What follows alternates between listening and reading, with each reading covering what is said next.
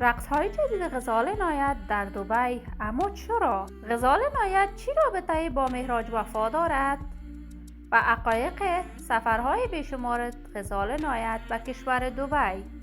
من در این ویدیو پیرامون همین موضوعات خواهم پرداخت. پس در ادامه با من باشید.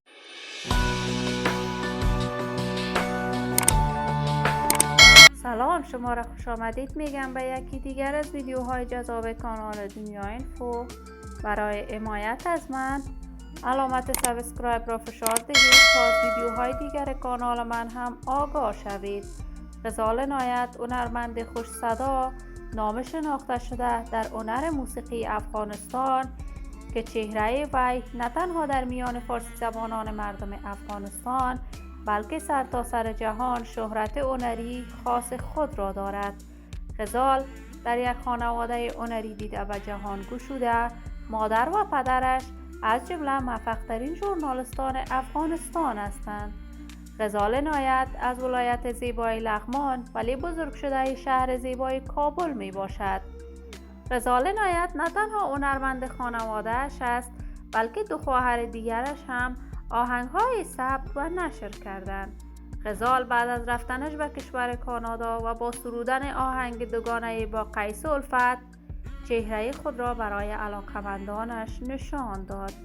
جدیداً غزال نایت رفت آمدهای به کشورهای آسیایی بالخصوص دبی داشته است و سفرهای وی اشتراک در محافل خوشی هموطنان افغانش می باشد و در این محافل غزال نایت بر علاوه سرودن آهنگ می رقصد.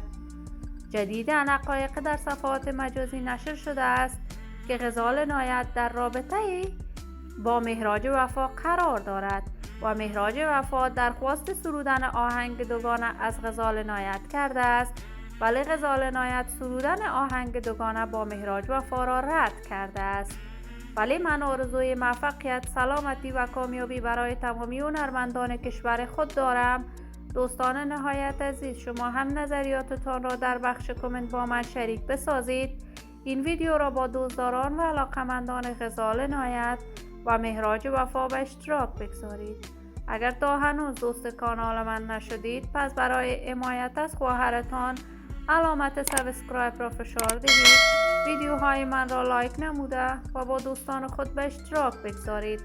سلامتی شما نازنینان آرزوی من است. تا درودی دیگر، بدرود.